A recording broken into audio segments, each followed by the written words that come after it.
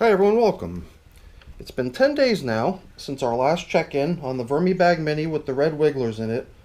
They're up to day 390 now, and that last check-in 10 days ago was their 31st feeding, and for feeding number 32, I've got a assortment of a couple different things here. Some cantaloupe melon rinds, some potato peels, and a day's worth of coffee, including an extra coffee filter here too. So besides these things, I've got even extra coffee if we can make room for it. My newly replenished worm chow and some other things. Here I've got pulverized eggshell as grit, and here I've got pulverized BTI, basically Mosquito Dunks. And for the longest time I was using Mosquito Dunks in solution. Here I started to try using the stuff dry, crumbled up into sort of a powder. So we'll see how that goes. We have been struggling in this system for the longest time now with the flying insects. And all I had to do was peek in here and I could see the shininess of their wings as I see them walk across the surface. They really do reveal their location once they get moving, even though they are tiny and almost invisible otherwise, but their movement definitely gives away where they're at. So after 10 days, the whole idea with that plastic covering on here was to enable moisture to recirculate down within the system versus getting lost to evaporation. But you saw that little plant. After 10 days, it had just enough time to grow to a big enough size to cause the plastic covering to get pitched like a tent and allow air to flow underneath it. This stuff here we've been observing now for a couple check-ins now. Just some, to me it seems like some sort of a fungal growth, some sort of a mushroom, or I don't know, something along those lines is my guess, but I couldn't tell you for sure. It hasn't really gone beyond kind of sitting around at the edges.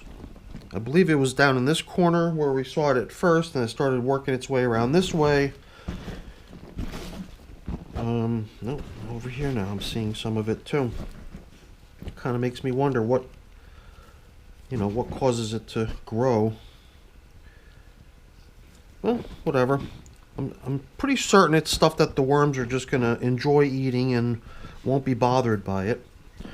So I think we'll just proceed to checking out how things look in the feeding zone. It does seem like we've got ourselves a nice little batch of shredded paper and cardboard with some leaves tossed in, a nice damp prepared bedding that I often include in my worm bin feedings.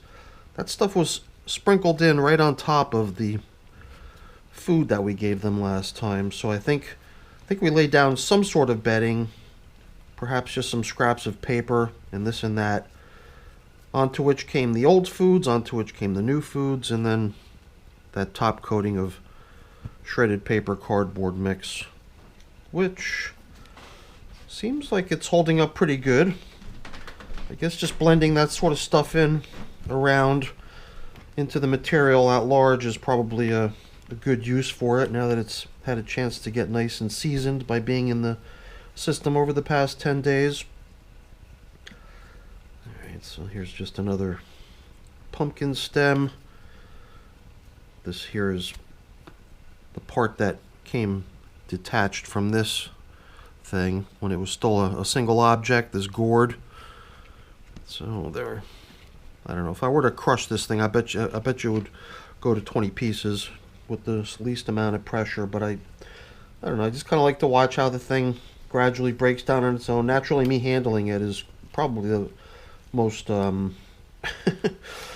biggest contributor to its breakdown, because every time I touch it I hear something cracking and breaking. I could feel it crumbling in my fingers, and that just gives you a little bit of a sense of how fragile that thing is at this point.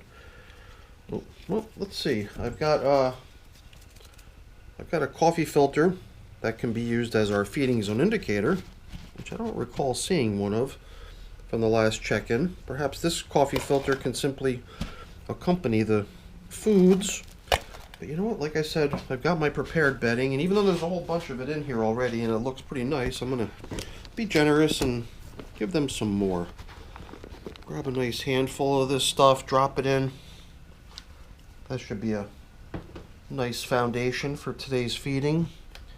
Just want to make sure I get these objects, these old things, down so that as the new stuff comes in, it can kind of cover up the old foods, the old slow composting objects, hopefully help them break down by driving worm traffic towards them. So just seems to me like if you take some paper like this and you you place it right in between the coffee and the worm chow and then the yummy fruits and veggies that come on top, it seems very unlikely that any bit of that piece of paper is going to last.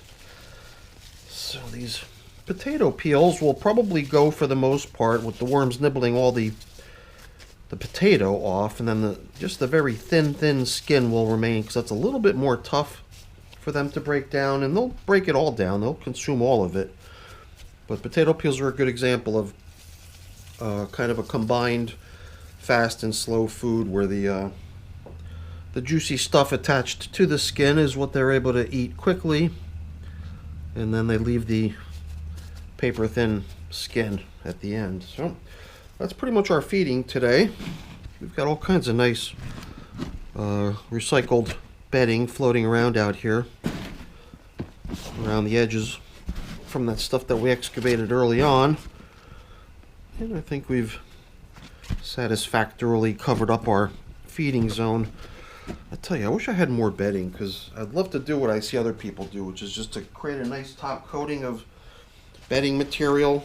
And you know, even though I don't have a whole lot here, I think we can kind of fake it a little bit. In other systems, you might see me using leaves as a top covering like this. My leaf collection is really dwindling at this point, so I've been a little bit reluctant to use this stuff. So a little bit of worm chow on there for good measure. See if the worms come out for this stuff. Hopefully they do.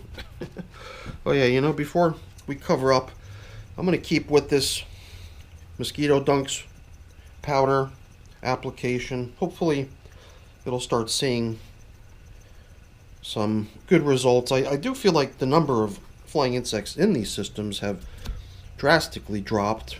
I mean, this thing used to be swarming when you would open it, but perhaps because of this stuff finally, maybe we're starting to see a little bit of a reduction, or at least that's the way it looks to me.